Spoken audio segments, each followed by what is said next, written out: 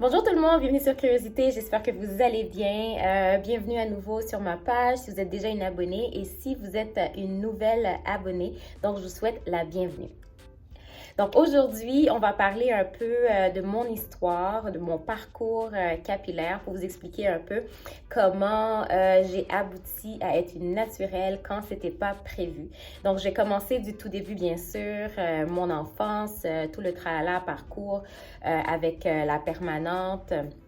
Donc, le défrisant, c'était quoi mes défis, puis qu'est-ce qui m'a amené à faire ce choix. Alors, j'espère que vous êtes prêts. Donc, je vous invite à vous abonner avant tout, puis installez-vous parce que ça va être toute une histoire avec plein de péripéties. Alors, pendant que je vous raconte mon histoire, je pourrais mettre des photos si je trouve quelque chose qui pourrait bien illustrer ce que je vous dis. Puis, sinon, au niveau des dates, c'est possible que je me trompe également, mais vous ne vous inquiétez pas. Si je trouve les bonnes dates, je pourrais également les rectifier à côté ou en boîte de commentaires après s'il le faut. Donc, pour commencer, on commence par le tout début, bien sûr, quand j'étais bébé. Il n'y a pas vraiment grand-chose à dire. Je me base un peu sur ce que mes parents me disaient, mais plus particulièrement ma maman. Apparemment, j'avais pas beaucoup de cheveux. Limite, on ne pouvait pas me coiffer. J'avais des petites bouclettes qui servaient à rien. Qui pouvaient rien faire, dans le fond. On ne pouvait pas mettre des rubans, des barrettes, rien du tout. Donc, on me laissait un peu comme ça. Apparemment, ma mère me disait qu'elle ne pouvait pas me coiffer. Donc, c'était vraiment à une autre personne de le faire parce que mes cheveux étaient vraiment, vraiment trop courts. Mais ceci dit, pendant longtemps. En grandissant, je me rappelle quand j'étais au primaire, donc quand j'étais beaucoup, beaucoup plus jeune, je sais que ma mère me coiffait tous les matins. Ça, c'était sans exception. Pendant que je mangeais, je prenais mon petit déjeuner, elle était toujours en train de me coiffer. C'était ça, ma routine à tous les jours. Je vais pas mentir, je sais que beaucoup de personnes avaient beaucoup de difficultés qu'on les coiffait. C'était difficile. Moi, j'ai jamais eu de problème à ce niveau-là parce que c'est ma mère qui le faisait tout le temps. Puis, pas pour dire que d'autres essaient de faire mal, mais elle, j'ai jamais eu cette difficulté-là, donc je vais pas m'en plaindre. Donc, tous les matins, Curiosité, et moi, se réveillait, puis allait à l'école avec des rubans, des boules gogo, des barrettes. Si vous êtes né dans un pays qui fait partie de la Caraïbe, vous comprenez, c'était tout le temps ça, tous les matins. J'étais pas fan, j'ai essayé de me battre contre ça jeune, mais bref. Ça, c'est une autre histoire. Sinon, à ma dernière année du primaire, je me rappelais pas vraiment c'était quoi vraiment au niveau de la longueur, vu qu'il y a le shrinkage qui rentre en jeu, mais j'avais comme une longueur, on va dire, standard. C'est qu'on me coiffait la couette arrivée à un certain niveau, puis c'était toujours comme ça. Je prenais pas vraiment attention à la longueur de mes cheveux. C'était pas vraiment une préoccupation pour moi. Mais que justement, la dernière année, j'ai réussi à me battre contre ma mère un peu après discussion, puis à changer les boules gogo pour des élastiques. Wouhou! Délivrance! Donc, quand j'ai commencé le secondaire, j'ai voulu être un petit peu autonome. Avec mes cheveux parce que en fait, c'est juste parce que je suis rentrée dans ma phase où je voulais être un peu plus pas adulte, si je peux dire ça, mais éviter d'avoir des couettes parce que je savais que c'était ma mère qui continuait à faire mes cheveux. J'allais me ramasser avec 4-5 tresses avec des barrettes, puis ouf, c'est pas ce que je voulais. Donc, je voulais être ce qu'on appelle demoiselle. Je faisais mes couettes tous les matins. Je faisais un chignon. J'utilisais comme soit une... je ne me rappelle pas c'était quoi exactement. Est-ce que c'était comme un gros élastique, puis après, j'arrivais à faire mon chignon en forme de beigne. Mais je me rappelle que tout ce que j'utilisais, c'était vraiment de l'huile dans les cheveux, puis une pommade qu'on appelle Dax, je pense à l'époque. J'ai passé une autre pommade également qui était comme claire. C'est le matin, si tu mettais beaucoup, beaucoup, beaucoup, c'était vraiment, vraiment plat, mais au cours de la journée, c'était du n'importe quoi. Il n'y avait pas ce qu'on appelle laid edges, ça n'existait pas à l'époque. Mais là, en rentrant au secondaire, j'ai réalisé qu'il fallait que je prenne soin de mes cheveux parce que je voulais que ce soit beau. Donc, j'accordais une importance particulière à mon apparence. Donc, je voulais que tout soit on point. Donc, de là, j'ai continué, j'ai commencé un peu à me renseigner sur tout ce qui est produits que je pourrais utiliser pour les plaquer. C'était vraiment ça mon problème. C'était pas en lien avec l'hydratation, c'était pas en lien à comment comprendre c'est quoi ma texture. Non, c'était vraiment pas ça. C'était pour les plaquer parce que quand on va à l'école, comme je dis, le matin c'était beau. Puis si on avait un cours de sport ou j'avais également un cours de taekwondo, c'était pas mal compliqué. Donc je me sentais pas très belle avec les cheveux non plaqués. Bref. Comme tous les étés, j'allais à Montréal. À mes 16 ans, je pense, pour mon anniversaire, je me suis acheté un fer plat. Pour mon anniversaire, je les ai lissés. C'était avec ma tante puis mes cousines. Je trouvais ça vraiment beau. C'était pas super lisse, mais ça faisait comme le travail qu'il fallait pour me rendre heureuse dans le temps. Mais j'ai réalisé que justement, quand on utilise un fer plat, qu'on a les cheveux naturels, à un moment donné, ça redevient pouffi. Donc, ça dure pas longtemps. Donc, à mon retour en Haïti, j'étais pas bien, je vais pas vous mentir, mes cheveux naturels, j'avais pas une très belle relation avec. C'est sûr que à chaque été, quand on me faisait des twists puis je me lavais les cheveux, je voyais des bouts que je comprenais pas, c'était vraiment beau. Mais sinon, une fois que ça sèche, oh, c'était vraiment l'enfer. Donc, j'ai trouvé difficile la relation avec mes cheveux. Donc, j'ai toujours voulu avoir le défrisant. Donc, vu que je me sentais mal, je pense que ça a paru. Puis, mon père, je pense que c'est lui qui en a parlé à ma mère. Puis, une fois que je leur ai demandé, que je leur ai mentionné que je voulais mettre le défrisant pour la 100e fois peut-être, ma mère a fini par dire oui. Et j'étais vraiment contente. Je me rappelle très bien de cette journée-là. C'était un dimanche comme d'habitude parce que ma mère avait les défrisants. Elle allait faire ses cheveux elle-même. Puis, elle a dit à la coiffeuse qu'elle connaît super bien que sa fille, bon, elle a fait le choix. J'étais super contente. On a mis le défrisant. Je trouvais que mes cheveux étaient épais pour des cheveux qui ont été aplatis. Très noirs. Très... ça paraissait... Mes cheveux avaient l'air en santé. C'était très long aussi, je ne m'attendais pas à ça. Donc, je me rappelle, ça a été fait pendant l'été parce que mon anniversaire, c'est au mois d'août. Puis, c'était la rentrée des classes. Je pense que tout le monde était comme « Oh my God, elle a enfin mis le défrisant. » Tout le monde me touchait les cheveux. On en parlait. C'était finalement comme s'ils disaient « Bon, finalement, elle a grandi puis c'est plus un bébé, là. » Donc, je jouais tout le temps de mes cheveux. J'adorais ça, mais je réalisais que même si j'avais les cheveux droits, quand je les lavais ou je les mouillais, je pouvais juste mettre une petite mousse puis j'avais encore les cheveux frisés. Donc, c'était vraiment le fun. J'avais comme un meilleur des deux mondes puis je trouvais ça vraiment super beau.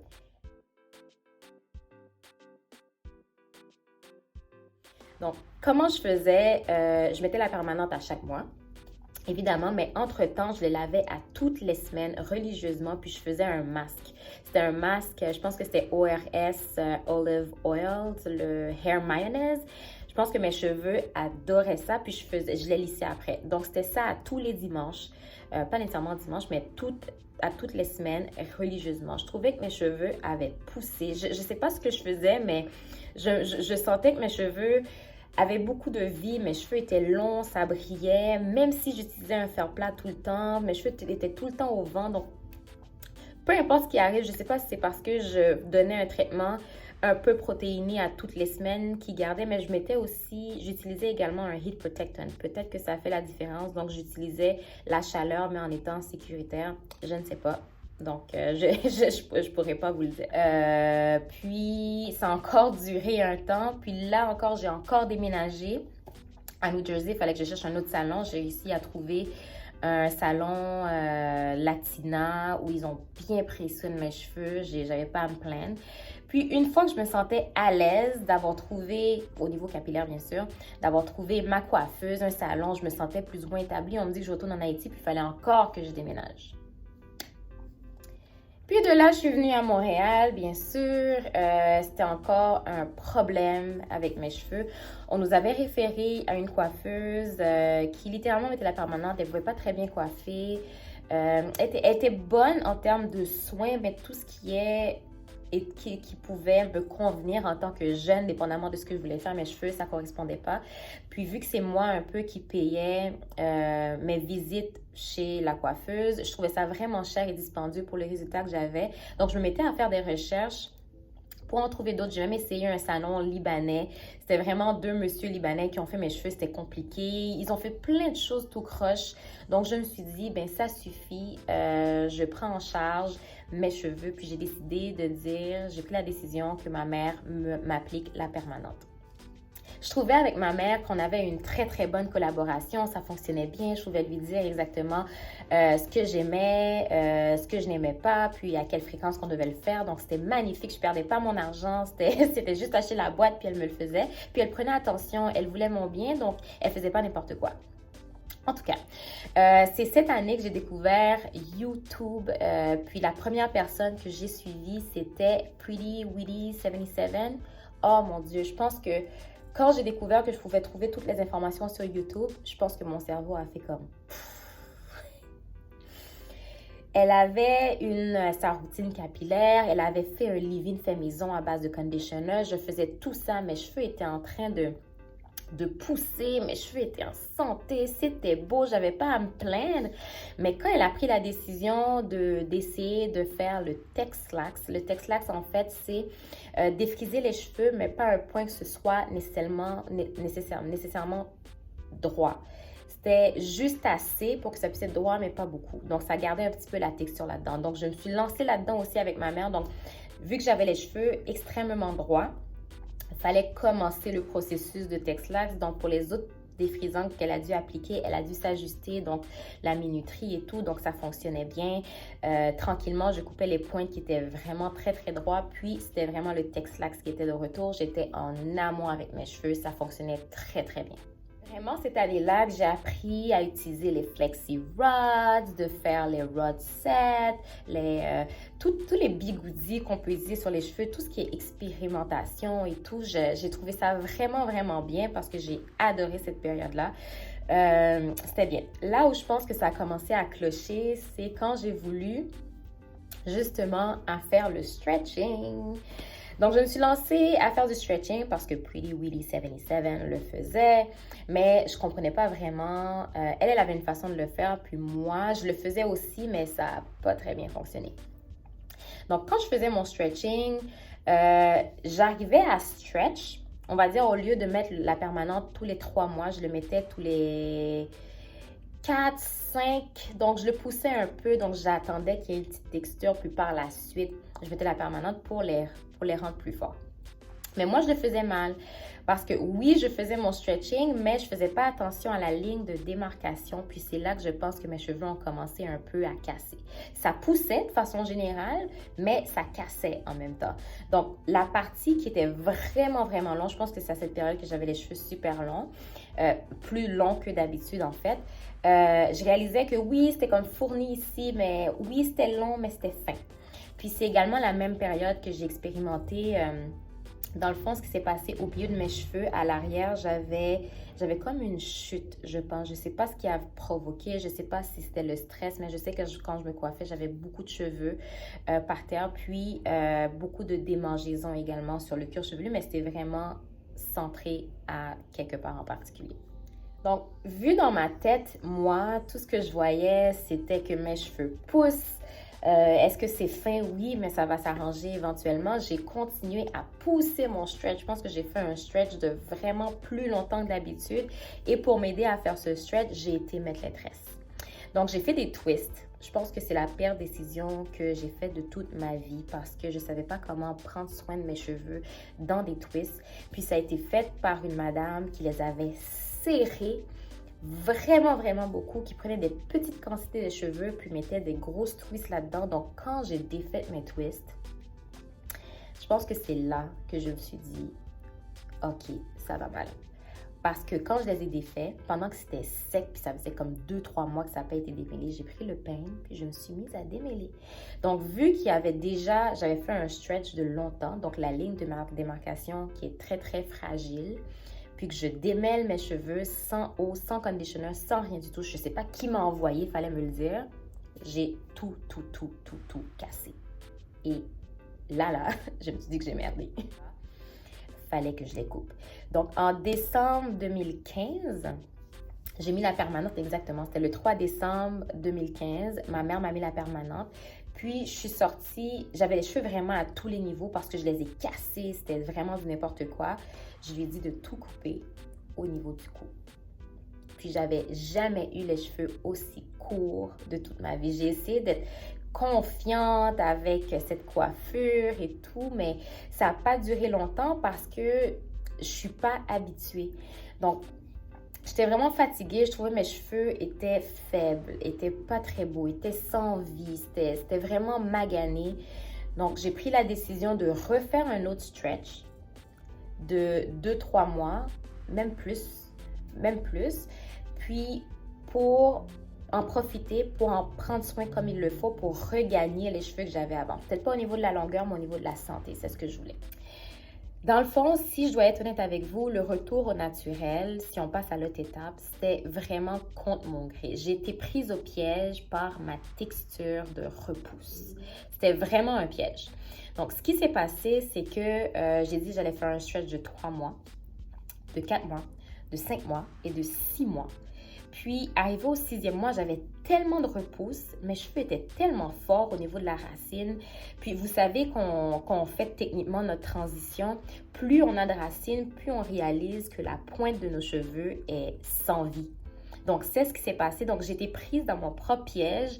Puis, à force de me laver les cheveux, de toucher mes racines, de me familiariser avec la texture, puis c'était épais. J'ai adoré ça. Puis, ça faisait longtemps que je n'avais pas les cheveux épais. Je me suis dit, bon, je vais tenter ma chance, puis je pense que je vais retourner au naturel. Donc, tranquillement, je faisais mon retour au naturel.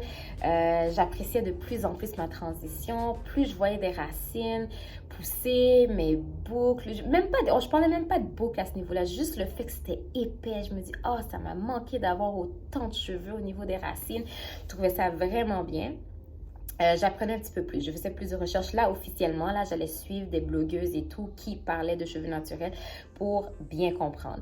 Donc, comment j'ai entretenu mes cheveux à ce moment-là? Je faisais toujours littéralement des flat twist out. C'est ce que je faisais à tous les jours. Je pense que je trouvais mes cheveux laids, pour vrai, parce qu'ils étaient vraiment, vraiment faits à la base. Mais mes racines étaient fournies. Donc, je faisais des twist out, puis les pointes fines qui restaient, je les attachais avec une petite pince pour que ça puisse pas paraître. Mais les gens trouvaient ça beau. Alors, pendant 10 mois, j'ai fait ma transition. J'ai coupé mes cheveux le 21 octobre 2016. Je pense que c'était un 21. Mais je ne l'ai pas fait n'importe comment. Là, moi, j'avais peur. Je me suis dit, ce que je vais faire, je vais les couper exactement le jour que je les ai coupés. Le lendemain, j'avais un rendez-vous chez la coiffeuse pour mes tresses. J'ai gardé mes tresses environ 2 mois. Je les ai bien aimées. C'était vraiment des tresses longues. Donc, ça me donnait un peu l'effet d'avoir les cheveux longs vu que je les ai coupés. Puis, je vous dis, depuis ce jour, je garde mes cheveux naturels. Oui, j'ai mis des faux locks. J'expérimente encore un peu. Mais je sais comment prendre soin de mes cheveux. C'est sûr que je ne vais pas vous dire que j'ai été à l'école pour vraiment comprendre, mais j'ai tellement lu, j'ai lu des livres,